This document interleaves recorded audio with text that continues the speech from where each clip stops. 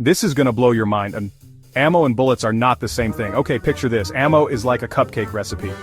It includes all the ingredients you need to make a cupcake, i.e. the bullet, that's just the frosting on top. In a cartridge, you've got 4 parts: the bullet, the casing, the gunpowder, and the primer.